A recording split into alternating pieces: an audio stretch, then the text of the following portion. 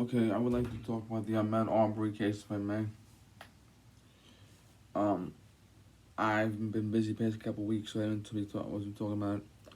Now, the Ahmed Arberry case involves a black person running through a predominantly white neighborhood, and it was targeted by a father, son, and their friend who attempted to make a citizen's arrest and ended up killing him.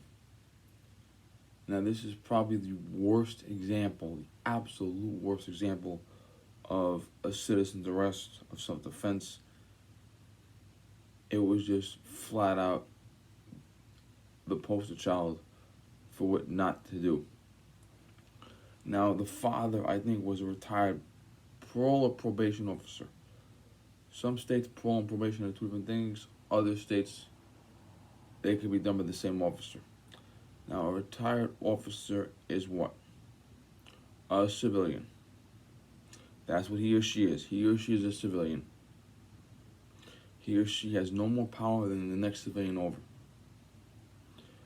Now, they saw this person run through their neighborhood.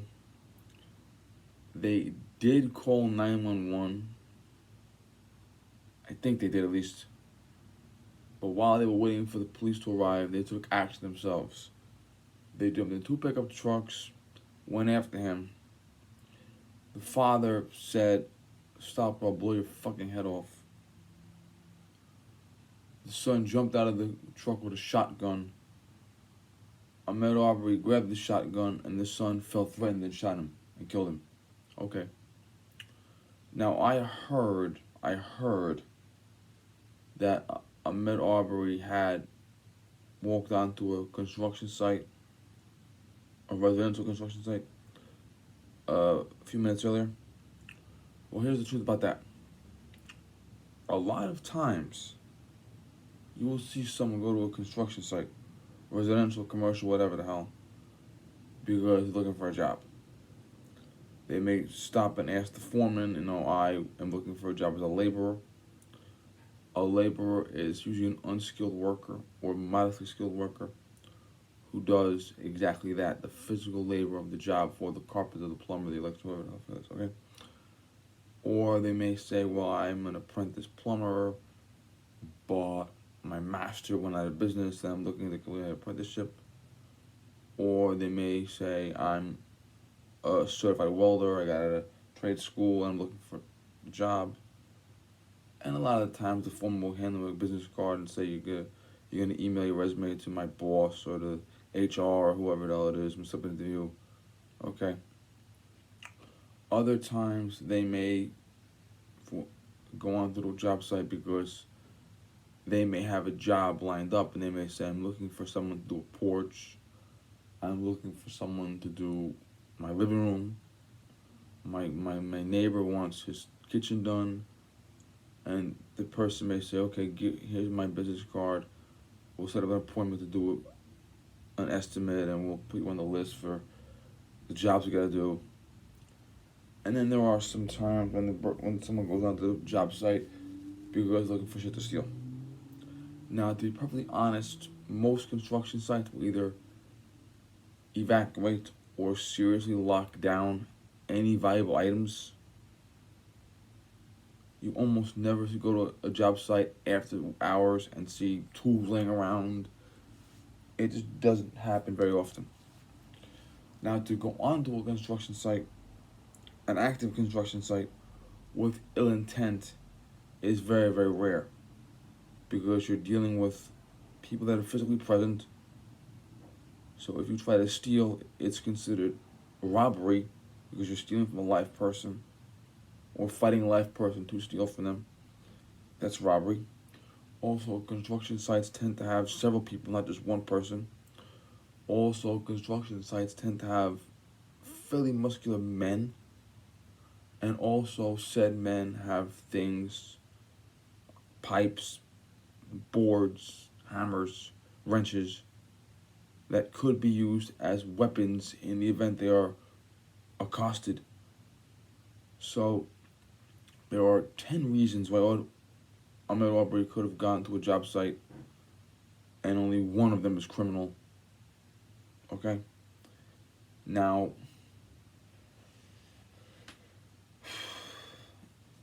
did they know he had been near a construction site? I don't know.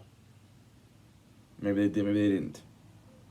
Most states will tell you that if you see someone taking something but not physically hurting someone, like if they break into the car and take something out of the back seat and run away with it, most states will say only a police officer can pursue them.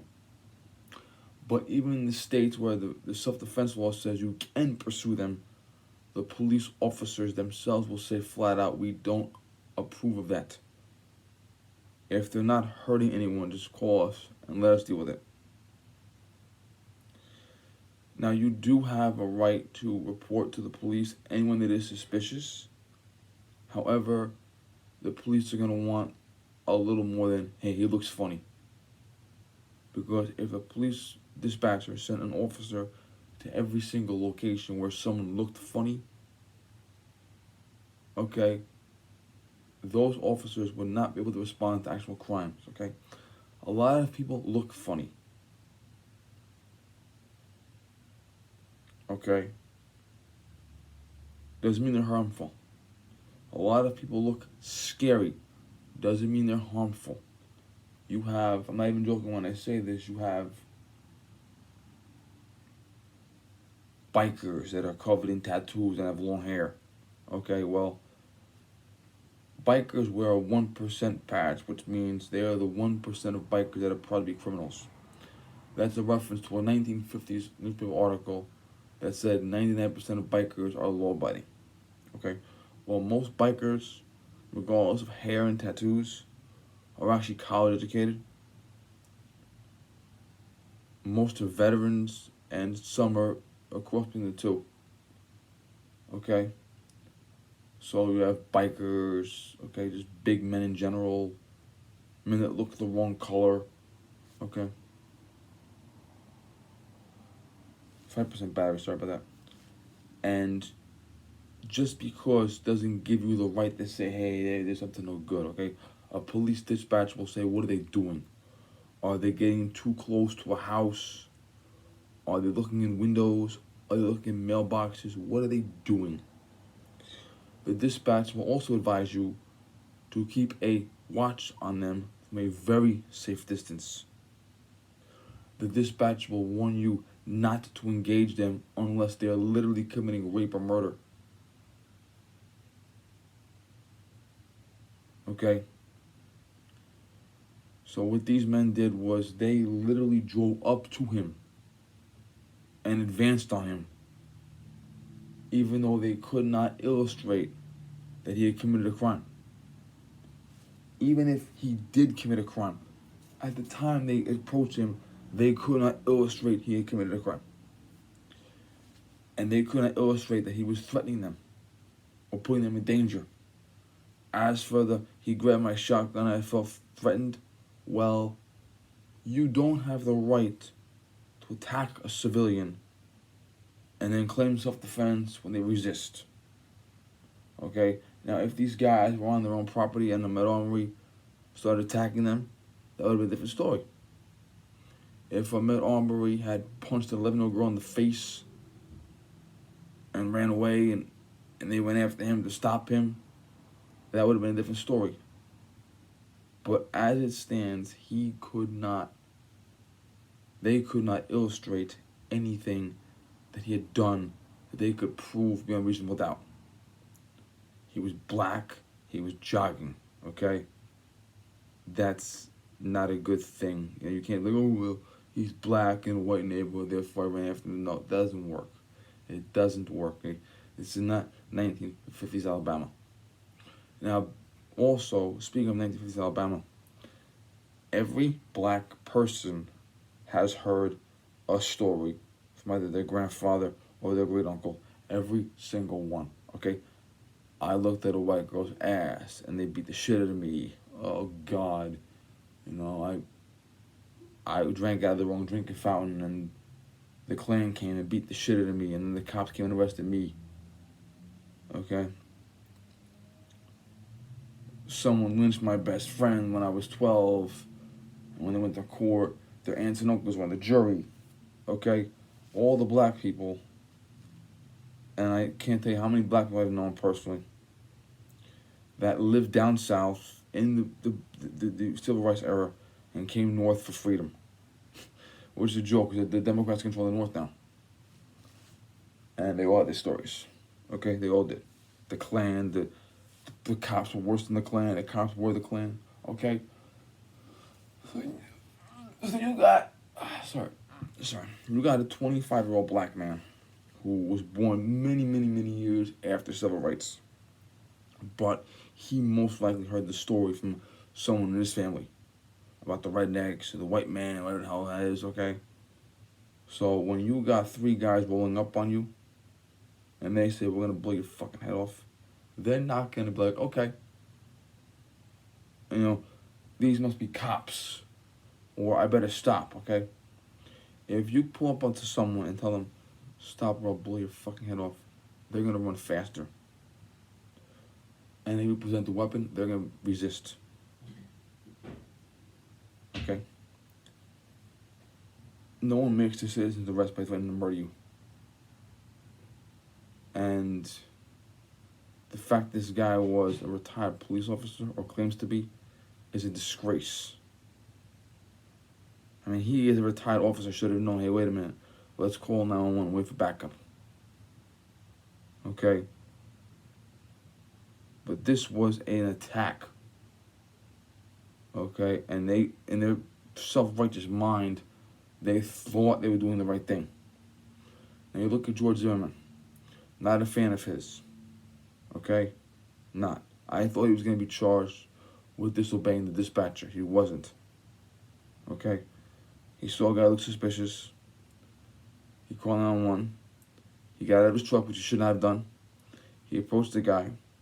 The guy punched him in the face, knocked him to the ground.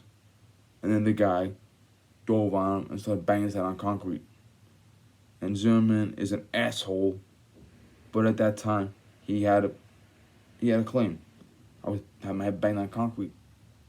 Kyle Rittenhouse tried to run away several times, outnumbered 50-1.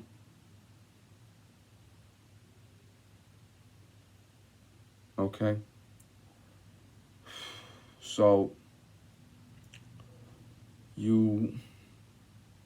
that's it. And these guys have been convicted. And if they spend 1 minute less than 50 years in prison, I would laugh. I would not believe it. Okay? So, this is a lesson to you all. Okay? If you see someone that looks suspicious, okay, illustrate how they look suspicious. Call the police and let them handle it. Okay? This was an unnecessary thing. And our guy's dead. And it could have easily erupted into rioting, looting, and shit like that. Okay? You invite a fucking race war when you do this shit. And even if the guy's not, even if he's white, okay? What the fuck? So that's my 2 cents. Thank you.